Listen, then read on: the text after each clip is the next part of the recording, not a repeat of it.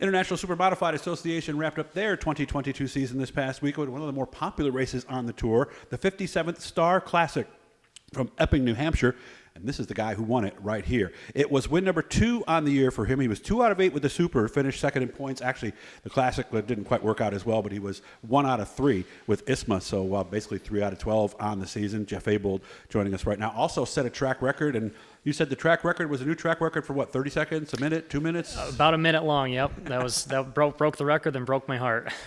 Why is that happening so much? I mean, it happened at Classic, it happened a couple times during the year.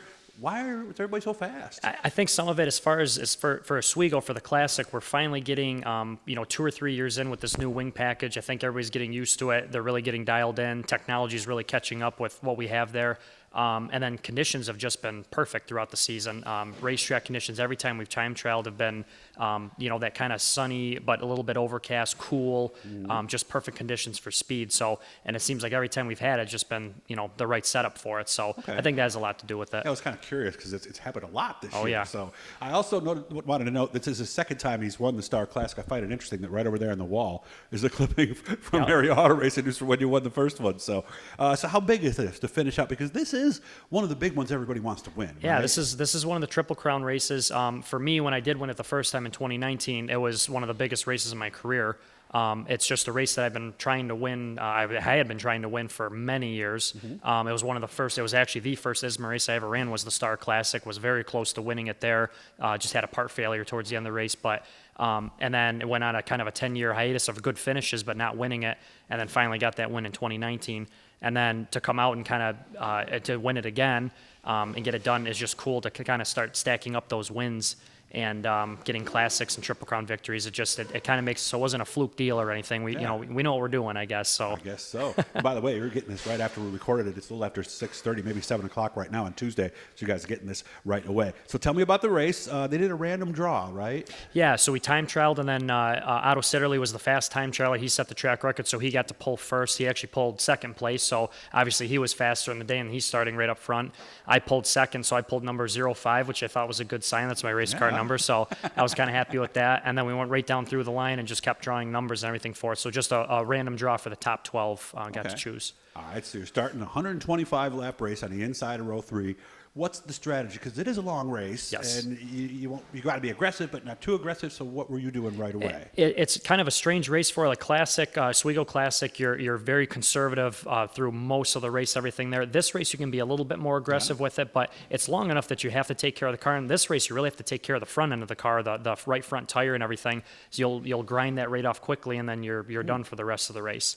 Okay. Same as every other race car too. You have to take care of the rear tires as well. But so there's a little bit of give and take. This race, I just try to get spots when I can. If somebody gets loose or they're kind of hugging the bottom, I'll try to get that one spot, then tuck back in, and then try to just keep picking up spots. Try to get a spot every restart if we have that. Try to do that and just keep moving up as I can and everything. And that's kind of how it worked. You ended up getting spots on restarts. Yeah, it's exactly how when I was able to move from 5th to 4th, pass around outside pass on Dave Danzer. I just saw that he was able to. He was kind of hugging the bottom a little bit there, and usually that means you have either a loose race car condition there.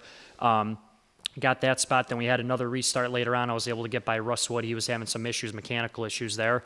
And then restarting third on another restart, Otto actually had an issue. He kind of bobbled on the start. He lost the lead to Dan Bowes, and I was able to get second from him right down the backstretch.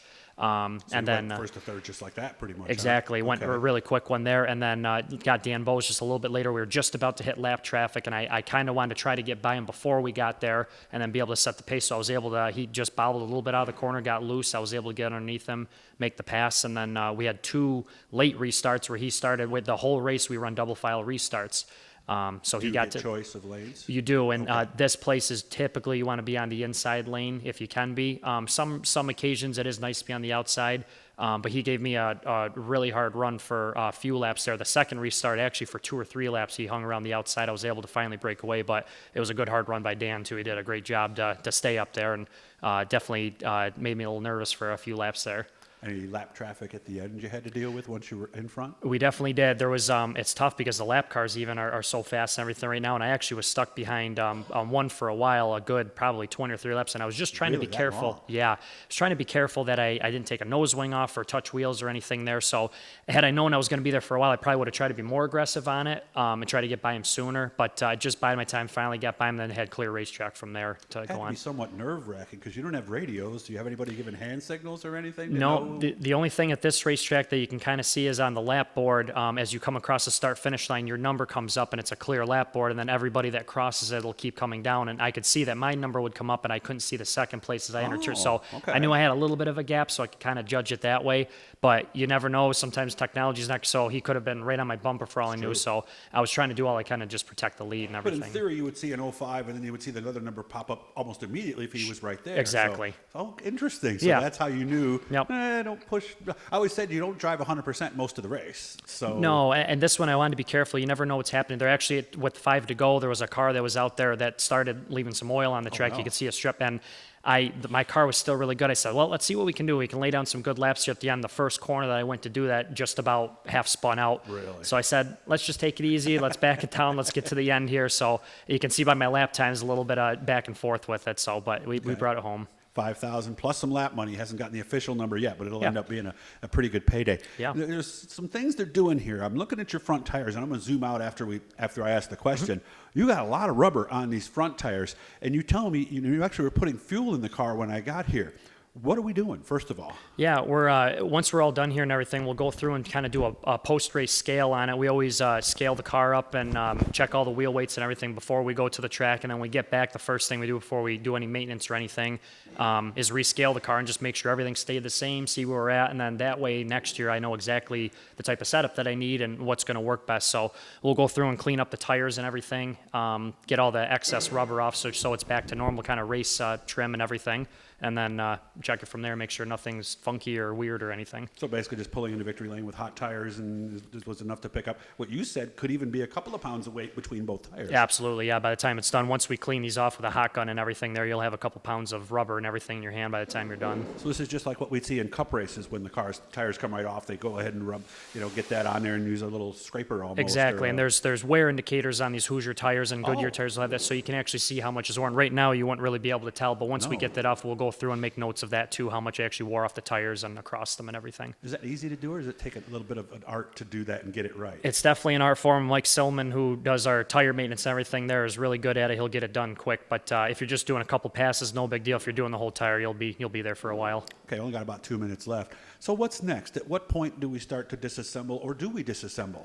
Yeah, this year we probably will. We'll probably take the car right down. Engine will be out of it, everything. The frame's ready for a nice repaint and some maintenance and everything. So we'll probably for strip cracks, all that. Exactly. We usually strip it right down through there. So we'll start that process pretty much as soon as I'm done scaling it and doing everything. So maybe even tonight? Yeah, we'll probably start getting Really? everything off, getting anything that needs to be maintained, we'll do that, and then just start stripping it and hopefully get the frame painted before the cold weather hits, and we can start reassembling again. Well, that makes sense. Yeah, you can't sit there because this is heated in here, but it's not. Exactly, Yeah. not warm enough to do it, so. Yeah, Yep. okay. So what are we thinking about next year? Have we started thinking about that yet? Yeah, we have. We have a few plans in the works of some different things we're going to do. Definitely with this race car we want to do, and there's some other options we have going on with everything. But overall, the car's been so good and consistent. It's hard to say we want to make any major changes or do anything. But stick with what we've been doing and try to get some more wins. How was ISMA this year?